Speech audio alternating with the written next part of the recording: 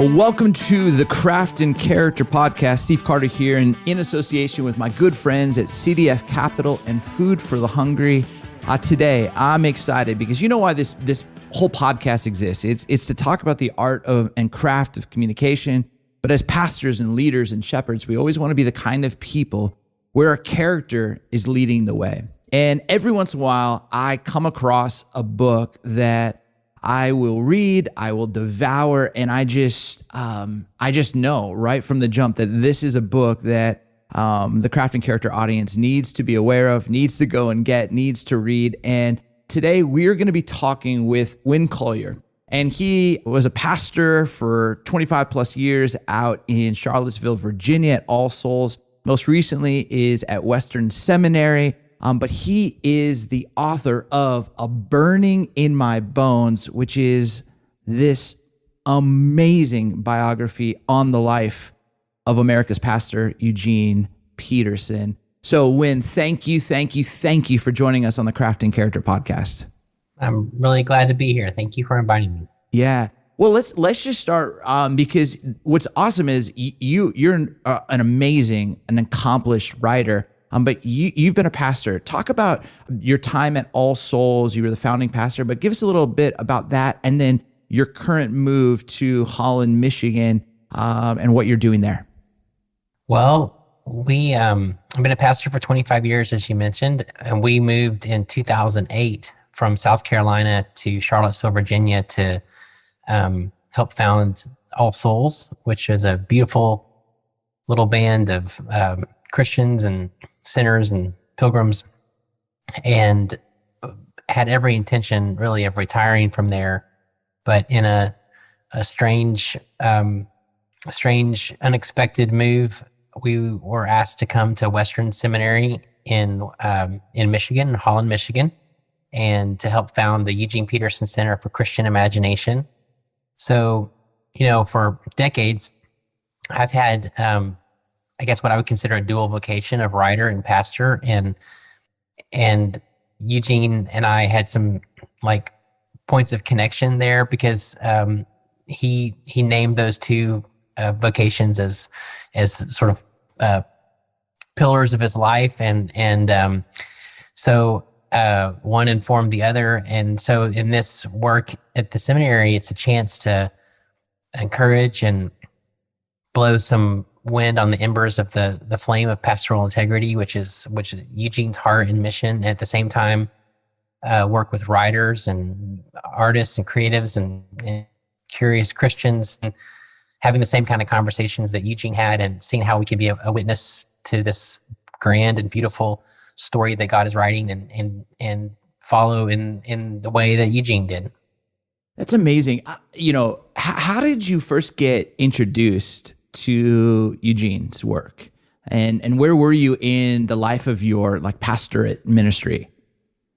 Well, it was very early on. I had finished seminary, and we were in Denver, Colorado, where I was a bivocational pastor. I was at a very small church that had 3 splits and was really struggling.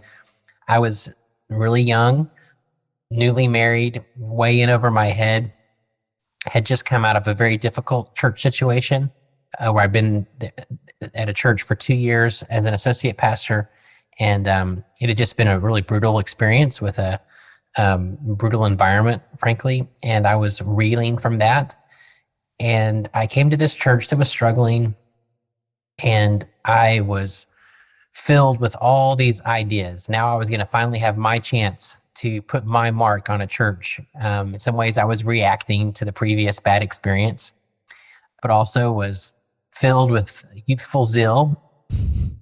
And this church had really struggled. And I thought, boy, if we could just, and I think I even had a meeting with some of the leaders where I used the word visioneering. If we could just visioneer our future. And I think there were some good intentions there, but there was also a lot of ignorance. And one day on a Sunday after church, one of the elders came up to me and handed me a copy of Eugene's Working the Angles and said, I think you might enjoy this.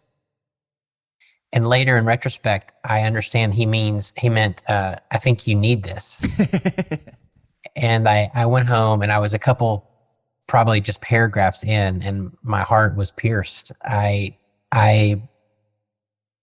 was prepared for something I didn't know that I was prepared for. I was prepared to have my world undone by a beautiful, wide vision of what it meant to be a pastor. And I just began to gobble them up. And then a couple years later, my first book was being published by a publisher of Eugene's, and I got them to give me his address. And so I started writing him letters, and the relationship just kind of took off from there.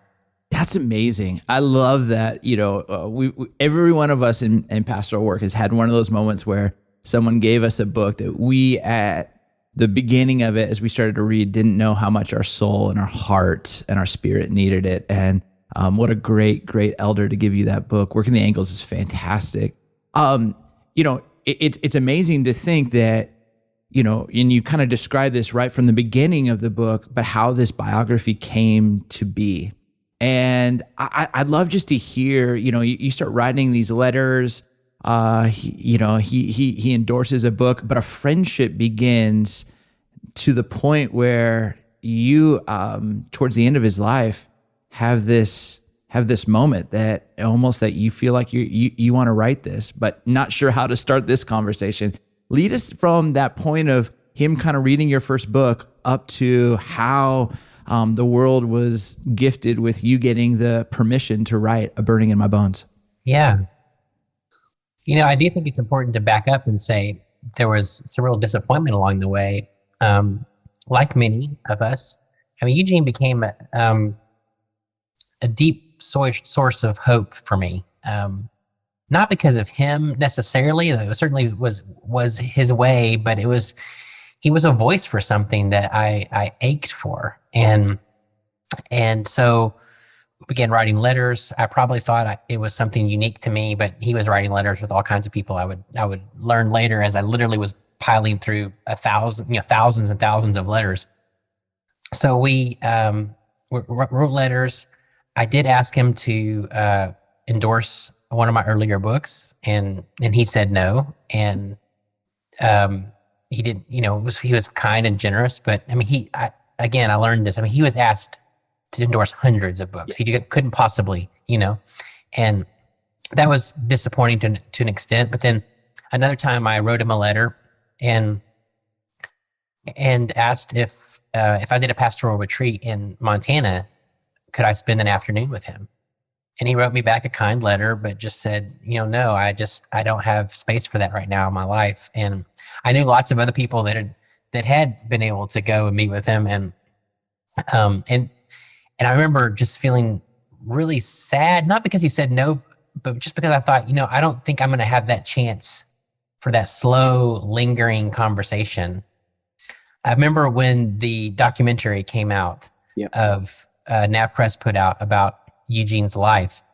And I had some conversations with Eugene before that. I'd met him in Juneau, Alaska, when he was there with his oldest son, teaching at a really small Presbyterian church. It was a beautiful little weekend. I went there to be there for that little spiritual life conference, and I had breakfast with him in his hotel, and we'd connected a few times.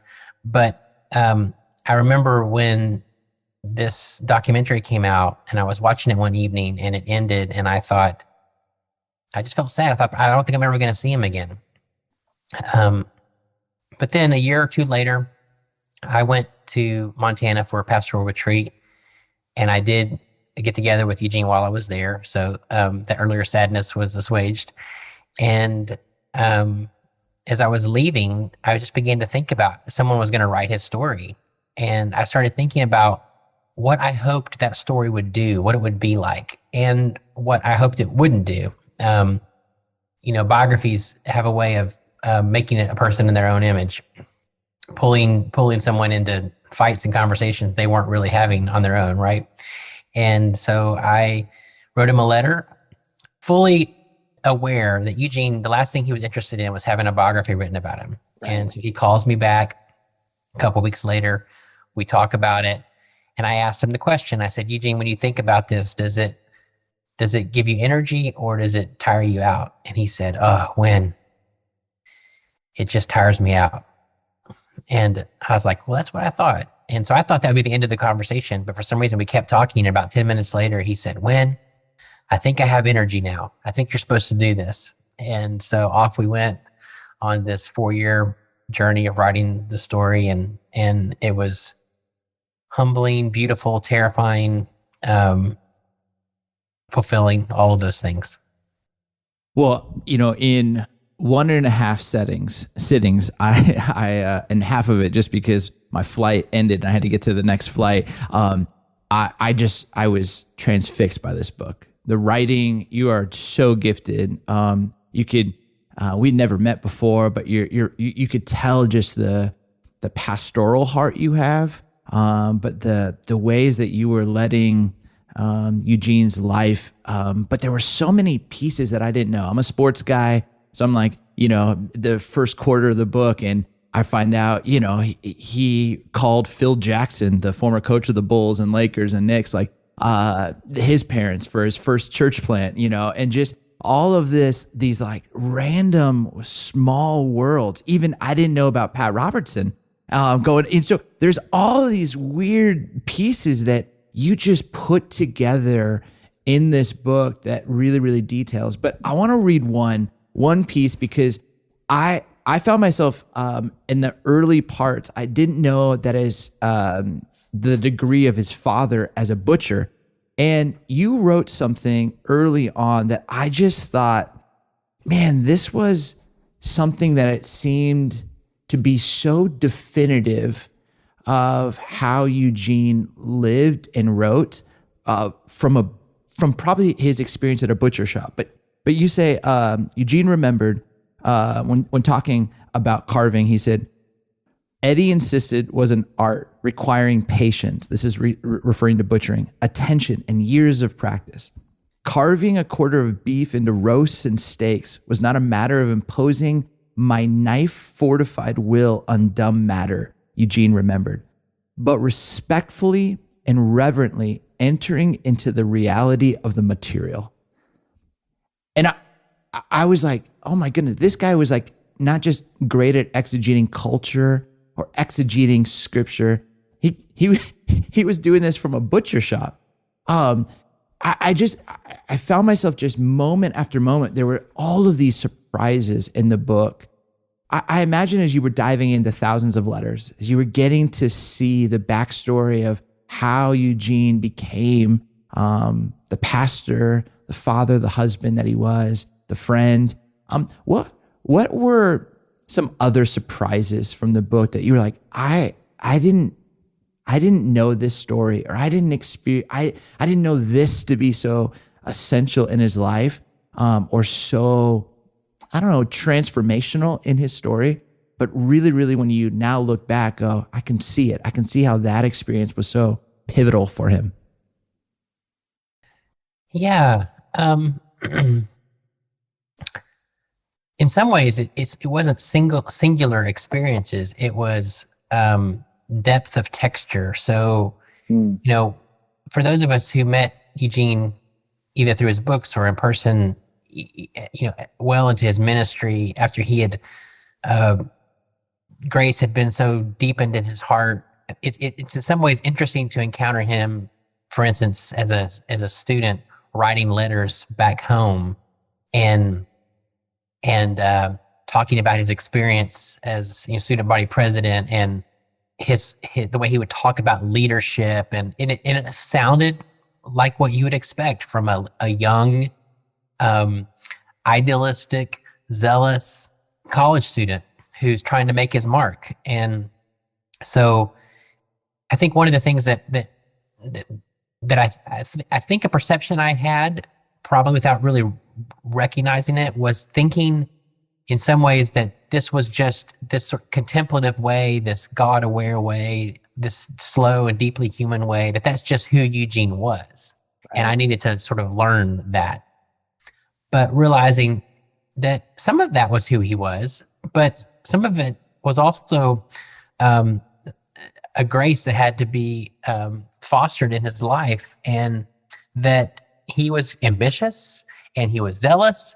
And, he would talk a lot in his later books about the evils of, as pastors, having these idealistic visions of the church. And I think it's because when he was an early pastor, he had an idealistic vision of the church, and it crushed him, and he saw how it crushed other people. And so in many ways for me, it was recognizing, man, he was just a normal teenager. He was a normal college student. He was gifted in so many ways, yes, but he also, and in some ways the parallel with Pat Robertson was, what an interesting story it would have been if he had followed Pat's invitation to join him in building this TV network, right? Yeah. And just recognizing, Eugene believed that so much of our life is out of our control. We think we control it, but we really don't. That God, it's grace, and recognizing how God's grace and then his response to it, for sure, led him on a path that made him the Eugene that he was. What do you think tamed that youthful idealism that he had for what the church could be or needed to be, or what he thought it should be? What were those experiences and those challenges that he had in ministry that maybe helped move him? Because I think I was so similar to you, when, like, with the times that if Eugene came up, I'm like, man, this guy's probably been a 5 on the Enneagram his whole life. Like, he's just someone who loved to research, or someone who loved maybe a 4-wing with just quiet. He could just feel content. But then all of a sudden you see who he was at Seattle Pacific, and just running for student body president, running track, like almost becoming this personality, this leader, but also still at some points feeling like an outsider, as you write about. But I feel like there was some moments in his life, and like you said, not singular, but there were probably a few moments in his life where something happened that tamed that pursuit of, it's got to be bigger, more to be healthy and grace and more integrous to who God was really wanting him to be as a shepherd and pastor. Well, I think he just had a real tenderness toward people. He loved being the protector for his younger sister. I don't actually remember if this story was in the book or not. Right at this moment, we cut 130,000 words, so there was a lot that got cut. But there was the story where his sister had a really bad bike wreck, and he carried her home blocks away. And in talking to Karen, even now, the last couple of years, I mean, she always saw him as a protector, and he was always looking out for the person who was left out. He was the one that was going over to a neighborhood boy who was wheelchair bound, and playing checkers with this boy. He was the one there was a girl who in high school was kind of an outsider, wasn't part of the in crowd, but she got a big crush on Eugene. Eugene wasn't really interested in her romantically at all, but he would always go out of his way to invite her to youth group events and sit with her at church, because he just cared about people. And so I think as he got older, and as he saw his own way of pastoring that ran the risk of manipulating people for our own ends, to grow a church, to make a church big, to try to use people for building the church, as opposed to allowing the church to be a space where God's grace heals people.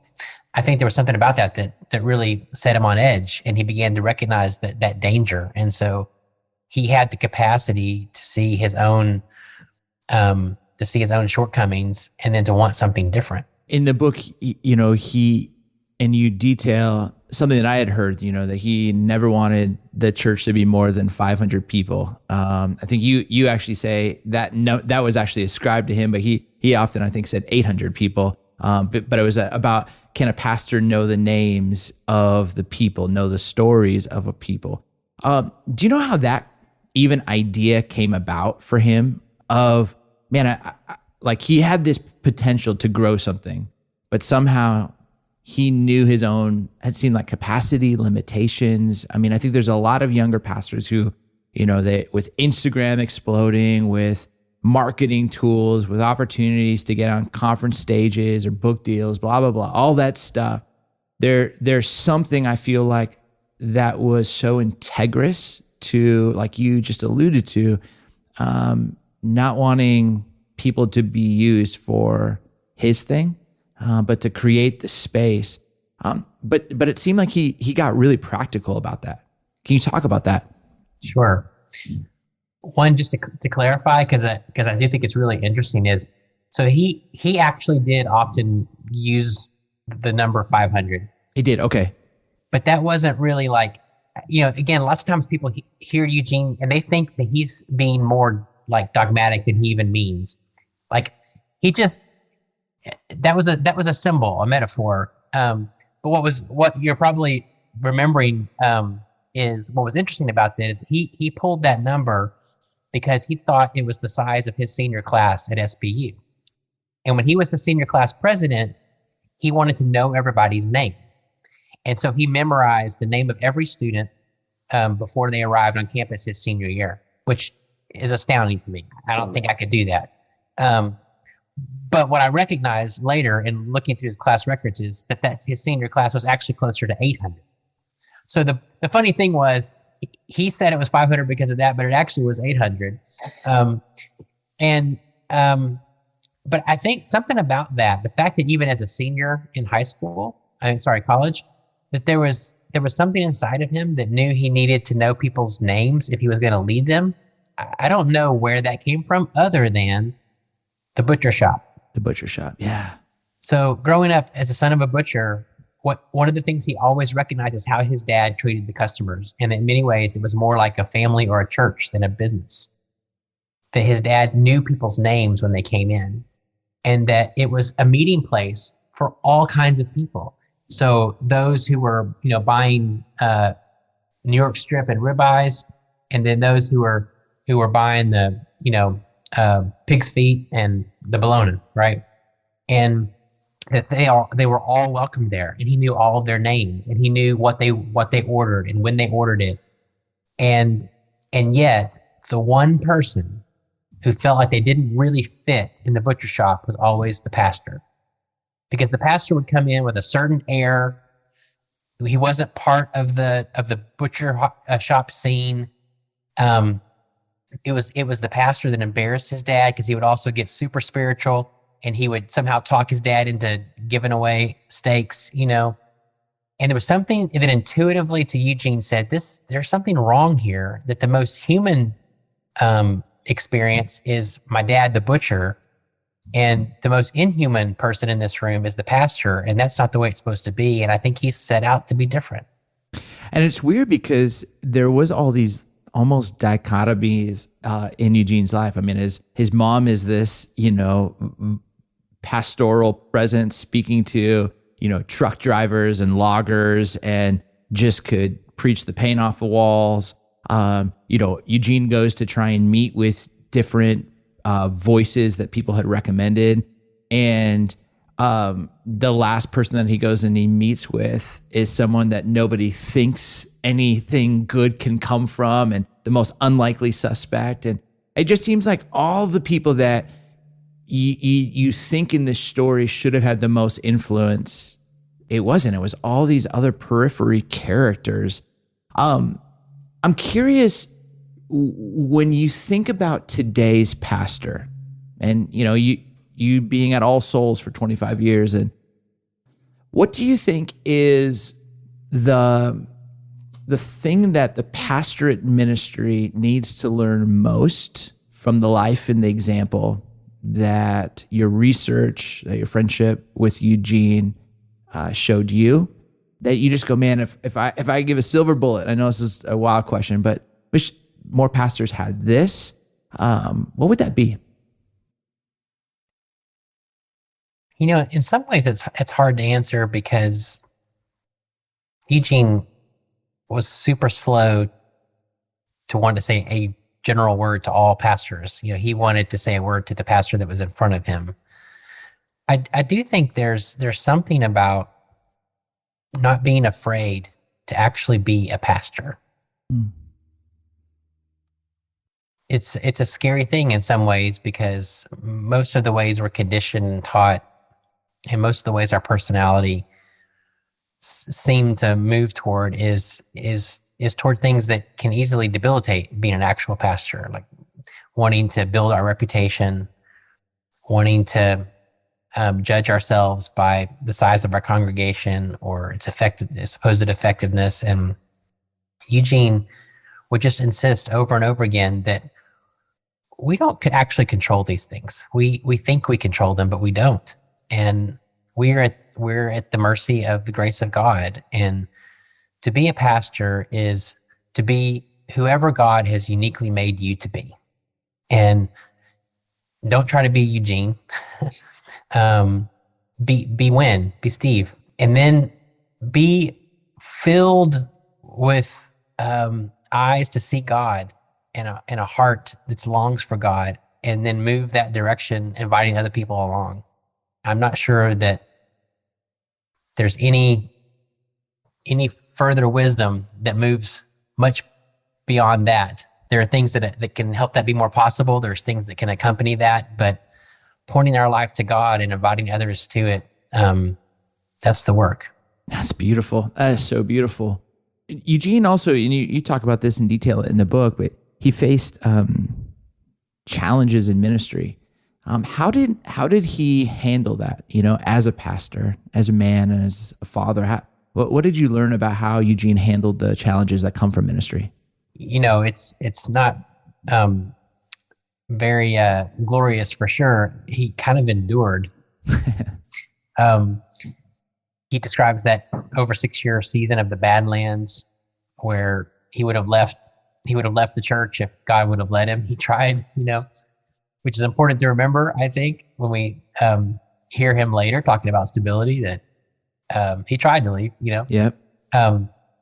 But he just kept putting one foot in front of the other, and he gave himself to some really physical, human places that allowed his mind and heart to connect in ways that when he wasn't feeling the beauty of ministry. So he took back up woodworking, which was part of his family craft, and that's when he and Jan started their Monday Sabbaths and their long hikes, and he went back to running. He returned to running. So he found some friends, a spiritual director and another pastor who would just pray with him and point him toward God. And then he trusted that somehow in the strange economy of grace that God was doing something that he couldn't see, and he learned to trust that. That's so good. I mean, right now, as people are talking, and Barna has, I think written recently, 30% of pastors would quit if they could, and as I was reading it, I was just thinking, man, like, what fresh word would Eugene have, and in a lot of ways, I think I love hearing the humanity piece where he's like, I would have, and I wanted to, but just that endurance word, it's just a lost art in so many ways. Another question I have too is, even at the very beginning of the book, I love, you kind of have this little drawing of Montana and where he grew up. And I just love the little map of it. I remember a number of years ago, I met John Tyson in a conference, and he was doing next gen ministry, I think at a church in Orlando, and had piercings, and he was just young and vibrant. And then I took a team, we went out to New York to be with him, with his crew out there, and he was dapper. And I just remember walking up to him and just asking him the simple question. I said, hey, I remember years ago, this was my first interaction with you. And now, you're like suit, you're in New York. How did this come to be? And I'll never forget. And it came to me again as I was reading your book. He said, New York allows me to be the fullest expression of who God made me to be. And I feel comfortable in my own skin. And it really feels that way that Montana taught Eugene, but it really allowed him to be the fullest expression. Talk about the power of place and what that space and what the lands of and the lakes and just that environment, how that shaped him as a man and pastor and father and son?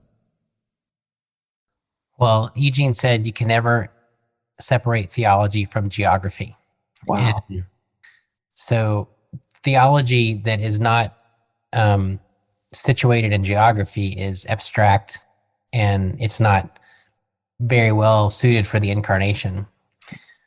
So when you're a young boy and you grow up in these majestic mountains and you spend Saturdays alone in the woods, immersed in this land that is dangerous and raw, immersed in stories of native cultures that are in the land all around you, that it awakens imagination, and it gives you an experience of God's presence that gets into you, into your blood, into your thinking, and it's not something that's put there by books, right? Which is another grace. It's also good, but there's something that's very near and immediate. And I think there's something about just the Western culture, the Montana way, that was he never was at ease in situations where he felt like conversation was getting too heady, where it was something that wasn't grounded in the real world, that it wasn't a kind of conversation you could have had in the butcher shop.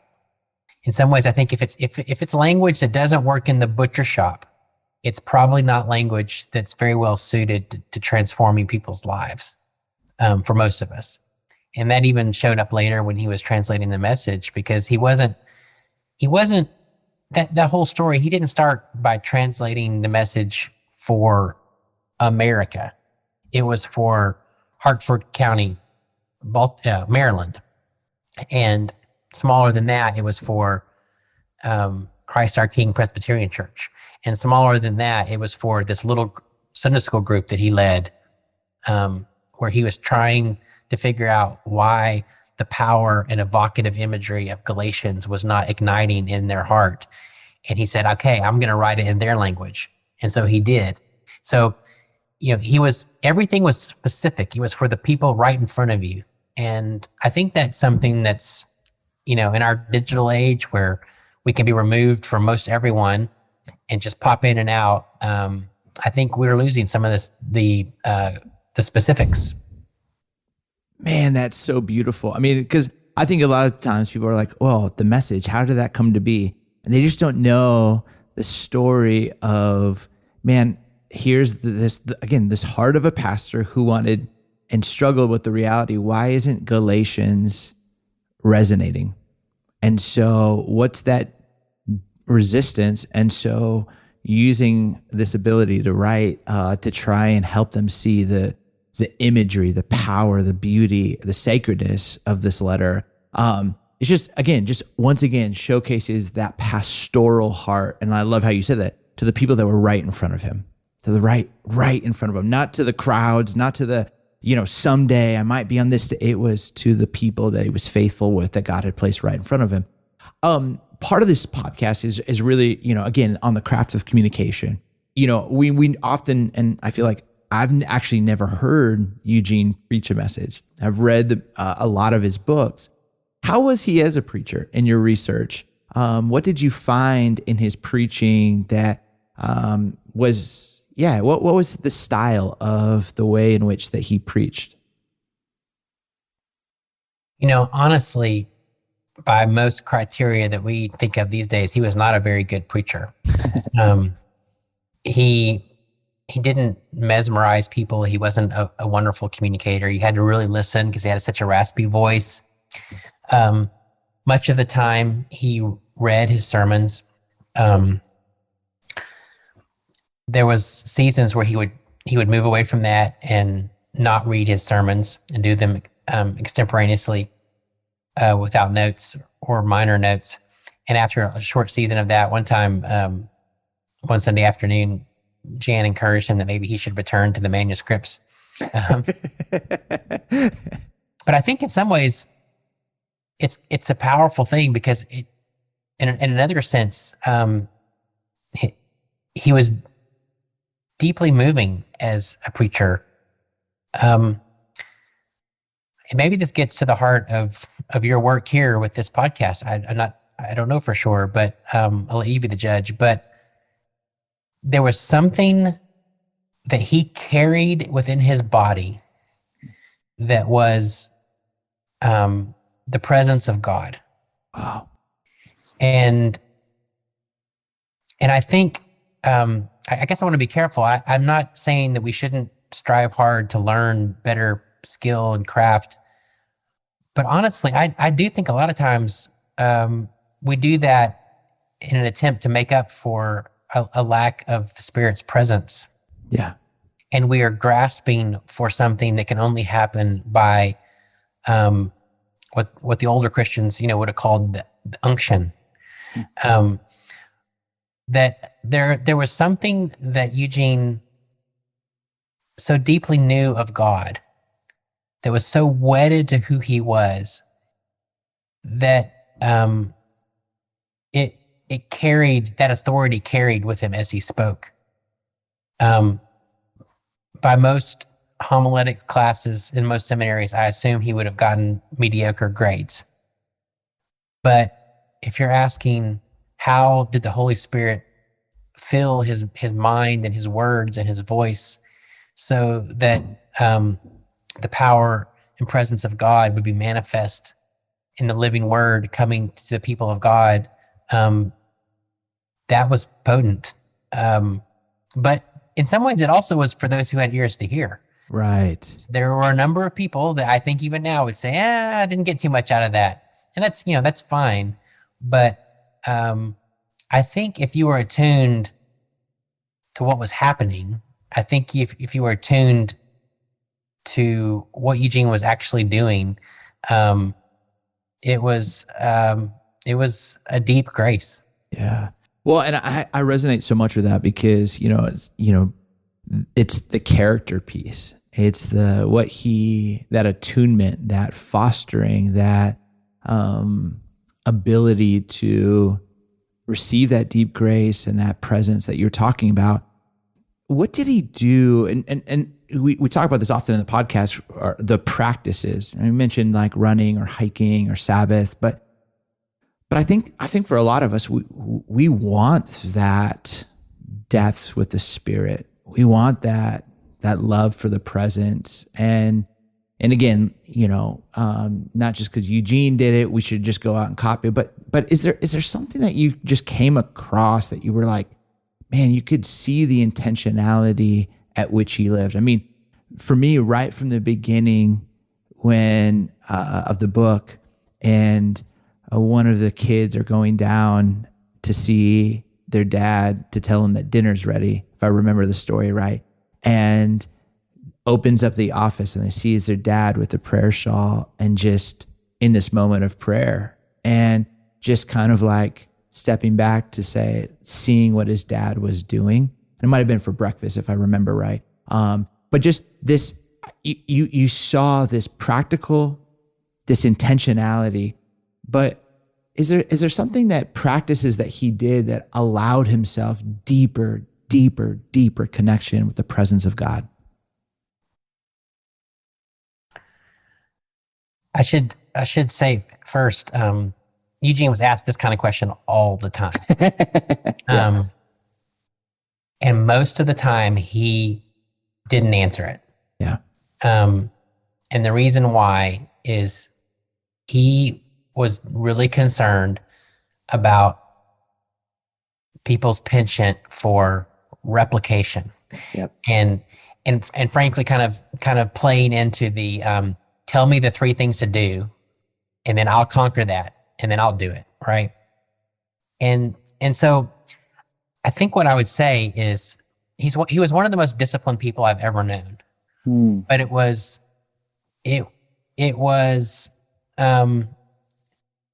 fairly easy for him. It was an expression of his personality. And so there were certainly disciplines, but he actually didn't even like the word discipline that much. He felt like discipline in our current cultural moment plays into our Pelagian sense of self-effort. He kept looking for other words to emphasize its grace. It's being available to grace. So when someone ever asked him, how do I learn how to pray? One of his normal first responses would be, what do you love? And then once you find what you love, how do we make that prayer? So, but if I had to say one thing that maybe could keep us from the risk of just replication, I would say it was unhurried time. So, obviously he encountered the scriptures regularly. He was a man of scripture. He prayed. He memorized vast portions of the Psalter, and much of it in Hebrew. And he had a cycle of how he would pray the Psalms through each week. Not all the Psalms, but he would pick like 7 Psalms, one for each day. And he would just have this cycle, and he would pray them each week. And he purposely picked certain Psalms to go with certain days because it would represent the frame of the week or what he was doing that day, etc. But I really think at the deep heart of it was his, because prayer became not something he did, but something he was. He was a prayer. His life was a prayer, truly. And I think that required seeing the whole of his life as wrapped up in the life of God, as the center story being God, and it pulling all of him into that. I think one of the grave things that we struggle with was just a great place of disconnect between how we live and Eugene lived, is we are still, no matter when we say the opposite, we are still compartmentalizing our life. Right. He just wasn't. And he removed himself. He purposely said no to big things. He purposely said no to things that most of us would have a very difficult time saying no to, because it would stroke our ego. But he wanted something else more. He wanted God. Wow. It reminds me when his mom was Pentecostal, grew up and didn't ever feel like he could speak in tongues. And, he ended up wanting to go meet with someone, his mom suggested, and he went out there, and I think the guy was swinging on a hammock or sleeping on a hammock, and he just said, hey, can you teach me how to pray? And the guy's response was, I don't pray. But he was looking for those steps. He was looking for, how can I do this? And he said 6 years later, I understood that if he would have given me the steps, I would have just done the steps. And he gave me a bigger, and so the fact of, later in life when people are like, how do I get what you have? I love just that question. What do you love? And then how do you pray and live towards that? It's so beautiful. When I just can't recommend this book enough. I just thought it was such a gift that you were given, and a gift that you gave so many of us who have been blessed by the work that Eugene and Jan and their life really ushered in for grace and for truth. So thank you for that. I'm curious, I know you said this at the beginning about what you're doing at Western. What's your hope with it? I mean, obviously you stepped out pastoral ministry to kind of step into this. Is it up and running right now? Is there programs that are going to be? Can you give us a little bit more of like, hey, and if people wanted to learn more about you and about this program, where they could go? Sure. So yes, we moved here in August, and right, in the middle of the pandemic, obviously. And so we've been slowly putting things together. So the first thing that we're doing is offering 2 Doctor of Ministry cohorts. The first one is called Holy Presence, Eugene Peterson and the Pastoral Imagination. And the applications for that are actually closed now. And the next one is called The Sacred Art of Writing. And so it's my two loves, Eugene's two loves. And those are 3-year cohorts, just diving into this work. We'll be starting other circles of friendship for pastors and artists and creatives. We hope in October of next year to start a gathering called Doxology, which is going to be trying to have conversations along these same themes. And if people want to learn more, they can go to thepetersoncenter.org, and there's some information there on the email list. They can sign up at the bottom. And then my personal writing site is winncollier.com. If you ask what I'm hoping for, the first thing I would say is what we're not hoping for. We're not starting a mausoleum to Eugene. We're not going to spend the next decade only asking, what would Eugene say? But what we are doing is we're recognizing that Eugene was a witness to God, a witness to pastoral fidelity in a time where we are desperate need of faithful pastors, and to a fresh, imaginative, Jesus awakened way of encountering a living scripture and God's presence in making us truly human in this world. And so at the center, what we're hoping to do is to follow Eugene's example and be a witness like he was, to God's presence and God's way in the world. And we're hopeful that God will open doors and allow us to be faithful in that. That's amazing. Last question, because you mentioned the cohorts, and I know that Eugene did this often, where he allowed people to, in groups of pastors to come out to Montana to be with him. Is the cohort connected because just that was kind of a spirit of how he opened up in the hospitality of he and Jan?